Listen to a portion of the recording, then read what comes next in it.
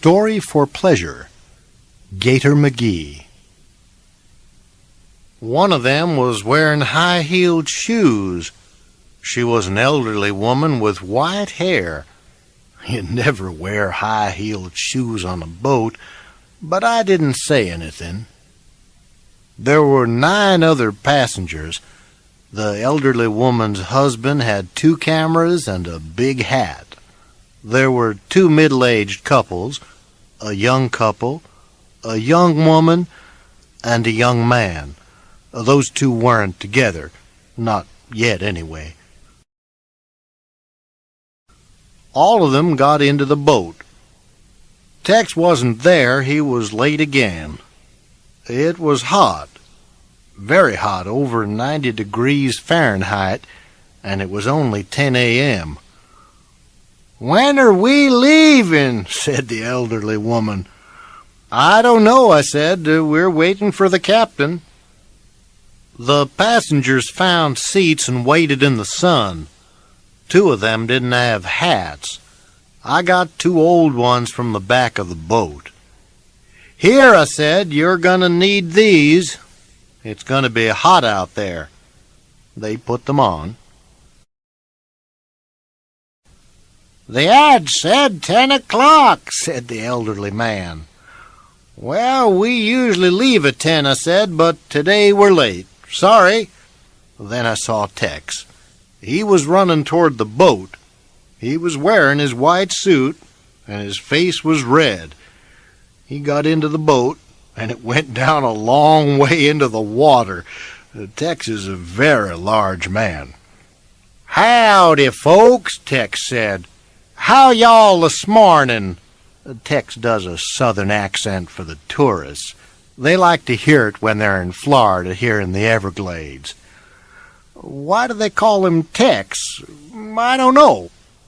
He's not from Texas. He's from North Dakota. Me, I'm a real southerner, born and raised in Florida. "You had eggs for breakfast, right, Tex?" I said. "That's right," he answered. "How do you know?" "Well, I can see some on your jacket. You had eggs, orange juice, and coffee." Tex was angry about that one, but his jacket was dirty. His clothes are always dirty. His boat's dirty, too. Last month I said, "Tex, why don't you clean the boat?" "Look," he said, "tourists want a trip into the swamp. A dirty boat has the right ambiance." "What's ambience?" I asked. "You know me, Tex. I'm just an alligator wrestler. I don't understand those long, big city words." He didn't answer me. I started the old engine, and we headed into the swamp. It's a 2-hour trip. The tourists bought drinks from Tex. He always sells them warm soda at a very high price. Tex talks about the Everglades on the trip. I sit in the back of the boat and sleep. "There they are!" someone shouted. I opened one eye. There were some big old alligators at the side of the river. They were sleeping in the sun. They always wake up when the boat passes by. One went into the river. All the tourists had their cameras. The elderly man was taking pictures. Tex was in the middle of his talk. "Oh, yeah, alligators eat people sometimes," he said. "In this part of Florida, they eat 3 or 4 people every year." I smiled. It isn't true, but the tourists love the stories.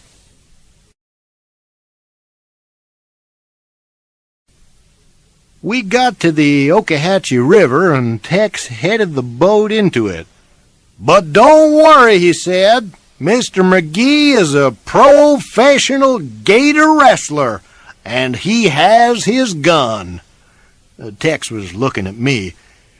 "He has his gun," he said again. I found the gun at the bottom of the boat. The tourist looked at me. Do you need that gun?" one of them said. "We sure do," said Tex.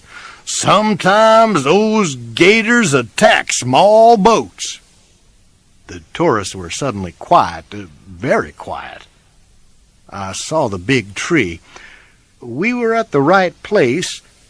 I put my hand on a small button next to the engine. The alligator came out of the water right in front of the boat. It moved toward us fast. Water came into the boat. "The gun!" said Tex. "Quick!" I pulled the trigger.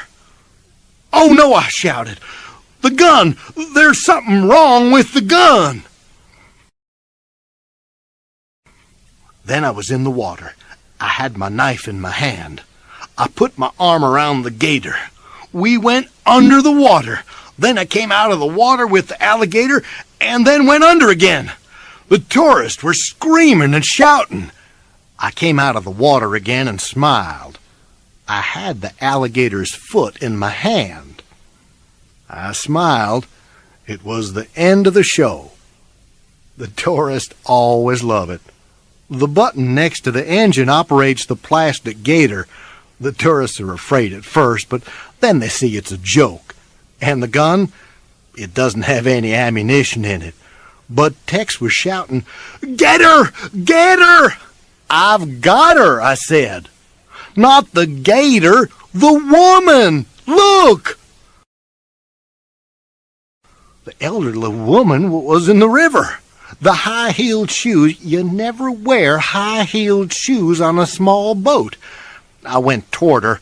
"She can't swim!" shouted her husband. The water in the Okahatchee River is only about 3 feet deep, but she was afraid. I got hold of her arms. Then I heard Tex again. "McGee, be careful! Look out for the gator!" "Very funny," I shouted back. "No, look behind you!" It wasn't a joke. There it was, a big old alligator about 6 feet away. It wasn't a plastic one this time. It was real.